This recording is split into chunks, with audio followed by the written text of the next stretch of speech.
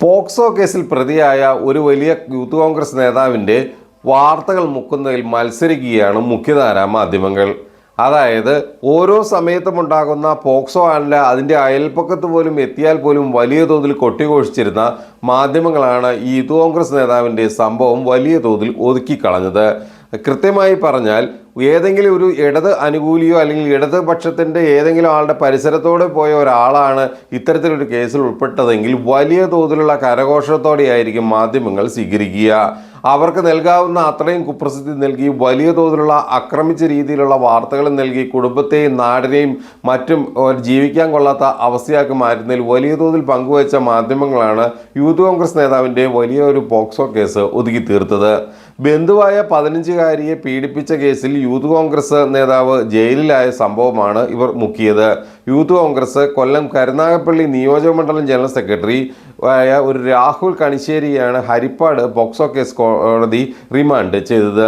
പ്രമുഖ യൂത്ത് കോൺഗ്രസ് നേതാക്കൾക്ക് ഒപ്പമുള്ള ചിത്രങ്ങൾ ഇയാൾ സാമൂഹ്യ മാധ്യമങ്ങളിൽ നിന്നെല്ലാം നീക്കിയിട്ടുണ്ട്. കാരണം വലിയ കോൺഗ്രസ് നേതാക്കന്മാരുമായിട്ട് KPCയിലെ ഉന്നതരുമായിട്ട് അത്ര അടുത്ത ബന്ധം പുലർത്തുന്ന ഈ യൂത്ത് കോൺഗ്രസിൻ്റെ ജനറൽ സെക്രട്ടറിയാണ് ഈ പറയുന്ന അംഗം നടത്തിയത്. പെൺകുട്ടിയുടെ വീട്ടിലെത്തിയായിരുന്നു നിരന്തരമായ പീഡനം ഇയാൾ നടത്തിയത്. വിഷാദാവസ്ഥയിലായ പെൺകുട്ടി സ്കൂളിലെ കൗൺസിലിങ്ങിനിടയിലാണ് വിവരം കൗൺസിലറോട് പറഞ്ഞത്. സ്കൂൾ അധികൃതർ ഉടൻ തന്നെ പോലീസിനെയും വിവരം അറിയിച്ചു. തുടർന്ന് സെപ്റ്റംബർ 2-ന് വിയ്യപുരം പോലീസാണ് ഇയാളെ അറസ്റ്റ് ചെയ്തത്.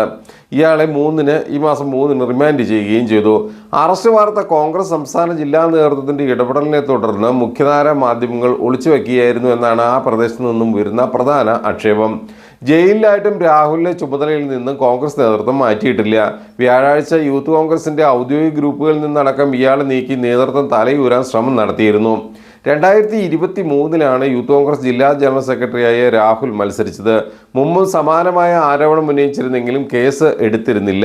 ഇയാളുടെ നിരന്തരമായ ഒരു സ്വഭാവ വൈകല്യമാണെന്നെല്ലാം തരത്തിലുള്ള വലിയ തോതിലുള്ള ചർച്ചകളും മറ്റും കരുനാഗപ്പള്ളി ഭാഗങ്ങളിൽ ഉയർന്നിരുന്നു.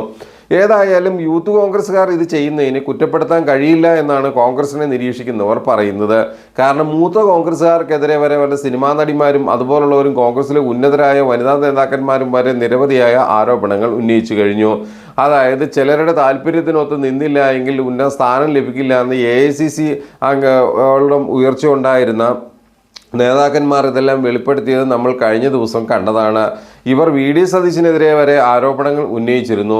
എന്നാൽ ഈ കാര്യങ്ങളിലൊന്നും പ്രതികരിക്കാതെ ഇവർ മുങ്ങുന്ന സാഹചര്യമാണ് ഉണ്ടായത്.